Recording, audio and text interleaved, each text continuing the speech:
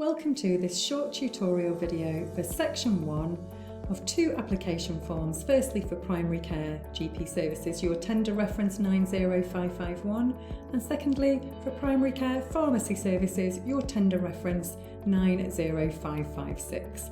Section 1 for both application forms starts with your information. You'll be asked to enter the information around your company name, your company address, and your website. If you are a registered charity or a registered business, that should be the registered name and the registered address. If not, simply enter your company name on your head office address. If no website is available, please just put NA or leave blank. You'll be asked about your trading status, so be asked to check the box of what represents your trading status most.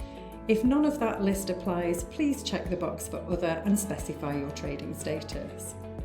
You'll be asked about your date of registration of your charity or company, if applicable, and if you're not a registered business, that would be the date of formation of your business. If you are registered, you'll be asked to enter your registration number here, and that will be either your registered company number, your registered partnership number, or your charity registration number. If you're registered for VAT, value added tax, you'll be asked to enter your VAT registration number here. If you're not registered for VAT, simply put NA, not applicable. If you are registered for VAT but don't know where to find your VAT number, you can find it either on your VAT registration certificate, on any of your VAT returns, or you can get the number from HMRC. You'll also be asked if you're registered with the appropriate professional or trade registered specified for this contract in the member state where your organisation is established, and you'll check yes, no, or not applicable. If you have responded yes to that question, you'll be asked to give further details such as any electronically available information like website address, issuing body, and reference number.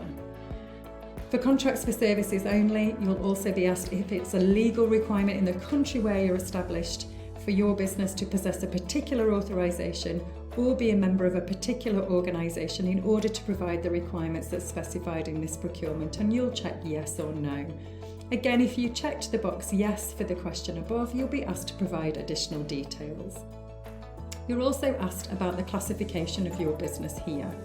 So initially you'll be asked if you are either a voluntary community and social enterprise based organisation, a VCSE, or a sheltered workshop or a public service mutual.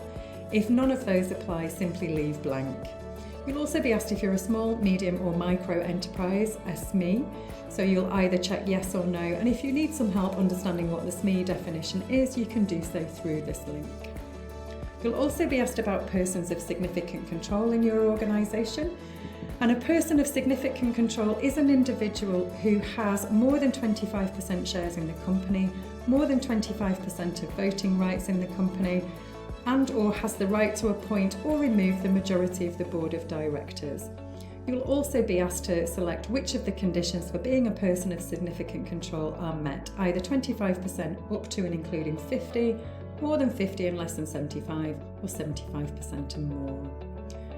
Here you'll be asked about parent company, whether there is an immediate parent company or an ultimate parent company or both in place, and you'll enter details of either that are applicable. If neither or either are not applicable, simply enter NA. At section 1.2, you'll be asked about the bidding model, so you'll be asked to indicate if you are completing this application as a single provider or as part of a group or a consortium. And if you are completing the application as a single provider, you can skip forward to question 1.3. However, if you are completing the application as part of a group or a consortium, there is more information that you need to enter, such as the name of the group, the structure of the group, the name of the lead member in the group or consortium, and your role. You'll also be asked about whether you're proposing to use subcontractors, and if so, to enter more details of each of those subcontractor that you will be using. And usually a subcontractor is somebody that you would rely on in order to be able to deliver the services that you are applying for. And you'll be asked to give information around their name, their registered number, their trading status, whether they're a SME, etc., and also the approximate percentage of contractual obligations that will be assigned to said subcontractor. And then finally at section 1, at 1.4, you'll be asked to denote in each of the application forms which of the service you wish to apply for.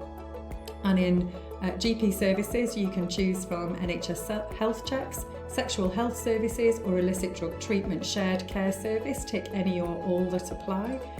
And in pharmacy services, you will be choosing from needle, syringe and harm reduction service, opiate substitute supervised consumption service, NRT voucher scheme and sexual health services. Again, tick any or all that apply for this application. That concludes Section 1. Please do join us for further videos covering the other sections in the application forms. Thank you.